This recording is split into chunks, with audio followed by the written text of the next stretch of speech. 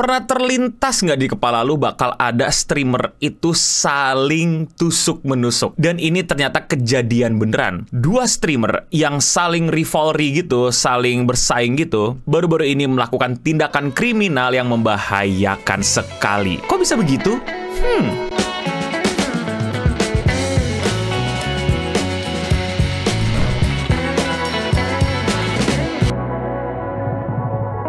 Jadi ternyata baru-baru ini ada kejadian penusukan oleh salah satu streamer ke streamer yang lagi dia saingi. Untungnya kejadian ini bukan terjadi di Indonesia. Ya seperti biasa, channel saya jarang membahas konten-konten yang berbau Indonesia. Kejadian ini lebih tepatnya terjadi di Korea, Busan. Dua orang streamer terlibat pertikaian yang akhirnya harus melukai salah satunya. Mereka berdua ini sebenarnya adalah streamer YouTube yang memang katanya belakangan ini suka lagi berantem drama gitu. Tapi coba kalian pikirin, kira-kira nih ya, ada dua YouTuber nih, dua streamer nih, saling berantem, saling drama, saling gak suka. Kira-kira berapa sih umur mereka tuh? Belasan? 20-an? 30-an? Mau 40 kayak gua? Salah. Jawabannya adalah 50-an. Ini serius, gue gak bohong. Jadi beneran dua streamer Korea yang umurnya kira-kira udah hampir 50-an ini ribut berantem sampai tikam-tikaman. Sebenarnya kalau pakai kata tikam-tikaman kurang tepat karena yang terjadi cuma satu orang menikam yang lainnya. Jadi salah satu namanya adalah Joldol TV ya. Kita panggilnya sekarang Om Jo aja ya biar gampang. Dia itu lagi ribut dan emang lagi ngedrama banget sama salah satu rivalnya yaitu Bulam Bandits. Nah, kita panggilnya sekarang Om Bu aja nih ya. Jadi Om Jo versus Om Bu. Nah, ternyata Om Jo sama Om Bu ini ributnya itu udah bener-bener muncak. Bukan cuman ribut saling kataan, saling adu pantun, saling adu distract kayak Kendrick Lamar sama Drake. Ributnya ini udah sampai di tahap mereka ini masuk ke pengadilan. Dan itu semua terjadi sebelum tusuk-tusukan. Jadi ternyata beliau-beliau ini itu emang udah ribut gitu. Dan bahkan ternyata sudah terjadi pertengkaran. Dan makanya mereka itu saling menuntut gitulah. Dan akhirnya mereka berdua akan masuk pengadilan. Nah, suatu hari si Om Jo ini live streaming lagi nih, ngasih tahu dia pagi-pagi mesti jalan ke Busan untuk masuk ke pengadilan untuk ngikutin proses peradilan yang lagi mereka berdua juga ributin ini. Lagi santai-santai lagi kayak begitu, ternyata tiba-tiba pada saat dia selesain live streamnya, jadi adegannya tidak terekam ya, di tengah jalan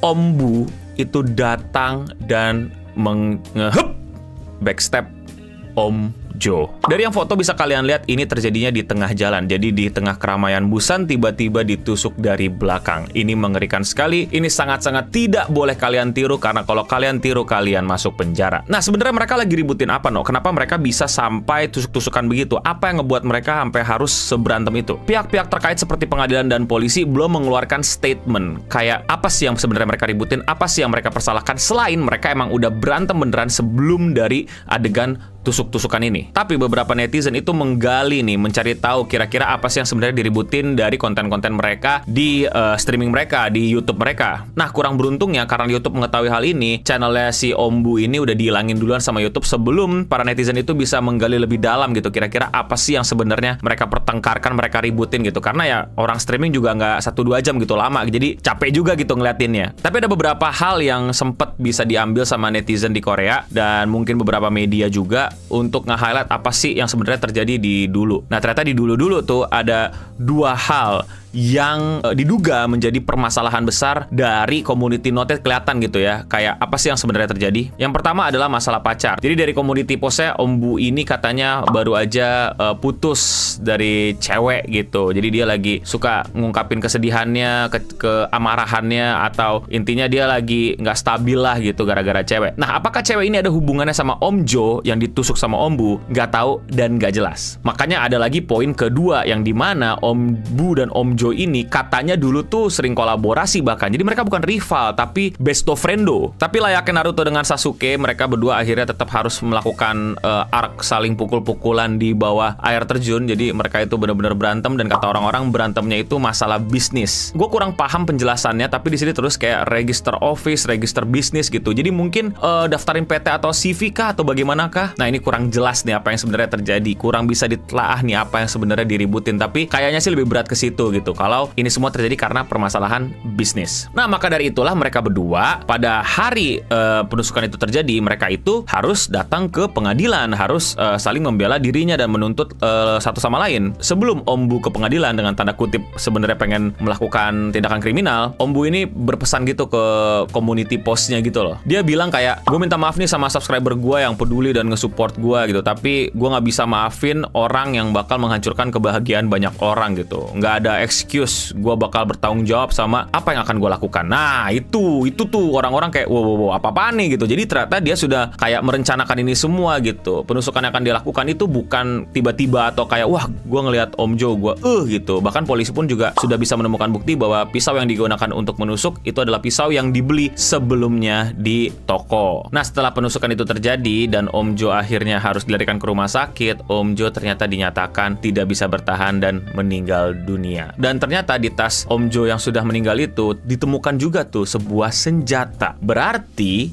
sepertinya dia sudah tahu nih kalau akan terjadi konfrontasi yang tidak diinginkan. Dan mungkin saja maksudnya dia membawa senjata adalah untuk membela diri. So far begitu kira-kira tanggapan netizen terhadap berita ini. Dan tidak lama setelah itu Om Bu, sang penusuk, sang pelaku, sang kriminal ini ditangkap sama polisi di Korea. Dan kira-kira sampai situlah kasusnya. Mereka berdua ini live streaming apa sih, No? Mereka berdua tuh bikin konten apa sih? Sejujurnya gue nggak paham. Yang bisa kita masih lihat sekarang adalah konten-kontennya Om Jo. Nah, Om Jo ini intinya sih ya kayak in real live stream aja ya. Gue lihat kayak ngobrol sama penontonnya, jalan-jalan keliling Korea, curhat-curhat dan lain-lain. Nggak ada yang spesifik gitu. Dan ngobrolnya juga nggak terlalu gimmick-gimmickan yang kayak gimana gitu. Tapi ini gue nontonnya skimming-skimming ya, kayak skip-skip sini segala macam, lihat-lihat gitu. Ya karena ngobrolnya pakai bahasa Korea, gue nggak bisa nikmatin gitu dan nggak paham. Nah, makanya dari itu tuh kan banyak juga hal-hal yang tadi tuh masih dipertanyakan, masih nggak jelas gitu. Kayak sebenarnya berantemnya karena apa, ini meledak sampai tusuk-tusukan karena apa, dan bahkan si Om Jo sendiri udah menyiapkan senjata untuk melindungi diri. Berarti kira-kira ada apa nih sebelumnya nih pas mereka mau ke pengadilan nih, ada conversation yang mungkin masih belum banyak diketahui orang nih. Tapi kan so far info yang gue dapat cuma segitu tuh. Nah, mungkin teman-teman yang atau penonton yang bisa bahasa Korea atau yang tinggal di Korea dan tahu akan kasus ini, boleh banget loh tambahin atau mungkin kritisi jika gue ada salah-salah di kolom komentar di bawah. Tapi kalau menurut kalian sendiri gimana tentang kasus ini? Sumpah amit-amit banget sih kalau ini terjadi sampai di Korea. Oh, by the way, Om Jo ini streamernya bukan streamer kecil loh ternyata. Dia tuh bisa dapetin puluhan ribu viewers pada saat live stream, bahkan bisa sampai 100.000. Jadi Om Jo ini kayaknya emang udah sosok di Korea. Cuman ya orang Indonesia yang I don't think ada gitu yang emang ngefans dia gitu ya. Pasti orang Indonesia kalau tahu Korea nggak jauh-jauh dari K-popnya, pop culture-nya, jarang ke internet culture-nya atau ke dunia konten kreatornya. Apalagi konten kreator yang cukup unik nih, yaitu pria berumur 50 tahun.